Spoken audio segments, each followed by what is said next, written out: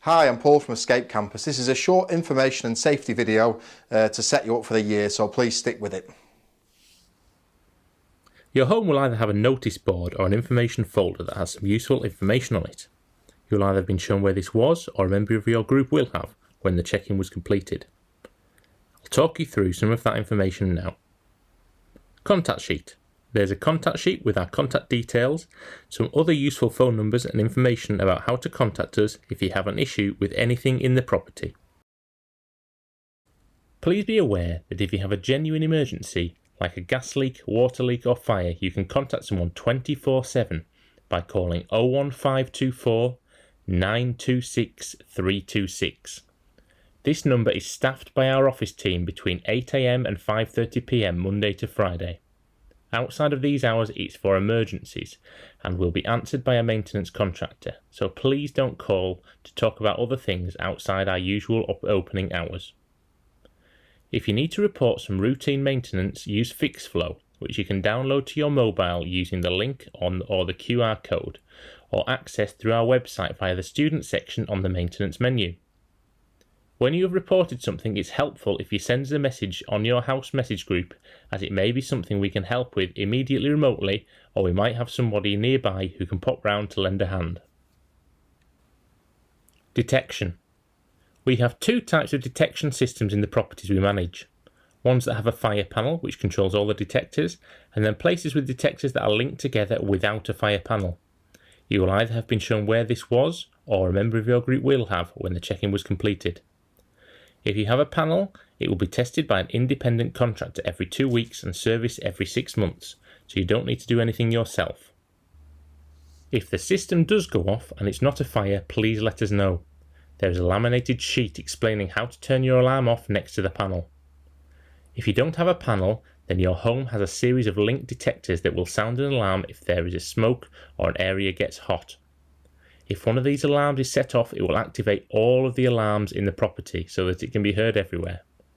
We'll talk about what to do in the event of a fire shortly. Your fire detection system is serviced annually, but it is your responsibility to check it while you live there. Please use the cane that has been provided to press the test button on one of the detectors at least once a month, and then sign the sheet on your notice board to indicate you have done the test. Best practice is to vary which detector you use to carry out the test. Here is how to carry out the test. Press the test button on the nearest detector until it has set off the sounder for that one and the others in the house. This can take a few seconds with some of the systems, so just keep pressing until they go off. If you have any issues with the detectors, including but not exclusively not sounding when testing, not setting each other off during the test, which can take a little while, so hold the button down for several seconds, intermittently beeping, which tends to be a battery backup problem, or going off for no reason, then please report this to us immediately. When considering if they have gone off for no reason, please be aware that the smoke detectors are in fact particulate detectors and will go off if you burn toast, leave the door open when having a shower, or spray deodorant or hairspray near to a detector. There are a few things to know about fire safety in your new home, and most of them can be found on your fire plan.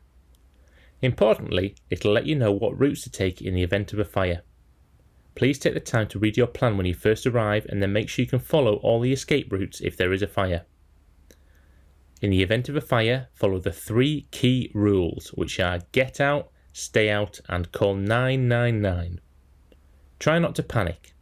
Tell everyone in the property that there's a fire. Use your pre-planned escape route to get everyone out of the building as quickly as possible. Smoke rises, so stay low or crawl on the floor in the cleaner air where it's easier to breathe. Do not stop to collect any valuables or possessions. If possible, close the door to the room where the fire is located and close all doors behind you as you leave to delay the spread of fire and smoke. Before opening a closed door, touch it with the back of your hand. Do not open it if it feels warm. The fire will be on the other side. Do not go back into the building. Find somewhere safe near the building and wait for the fire service to arrive. If someone is still inside the building, tell the fire service and give details. By going back into the building, you'll prevent the fire service from doing what they need to do and put your own life at risk too. Escape routes are typically via the front and or back doors, but there may also be windows that have been designed to allow you to escape from. The idea of an escape window, which is never higher than the first floor, is that the fire service will come and get you from it. However, if you do need to go through the window before you have help, then follow the dangle and drop principle, lowering yourself from the window ledge towards the ground as far as you can, so that you're hanging from straight arms before dropping to the ground. Legionnaires Disease. Legionnaires is a waterborne bacteria that lives in warm water. Please read the sheet on your notice board and let us know if you have any cause for concern. The key things that you can do to minimise the risks of it being an issue are: where showers are fitted. If they are used only occasionally, then flush them through by running them for at least 2 minutes every week.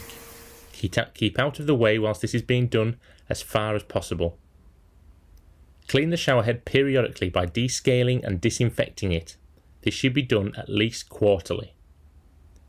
Where a property is left vacant for any time, such as over summer, Christmas and Easter holidays, make sure that when it is occupied again at the outset, both hot and cold water systems are flushed through by running all outlets for at least 2 minutes.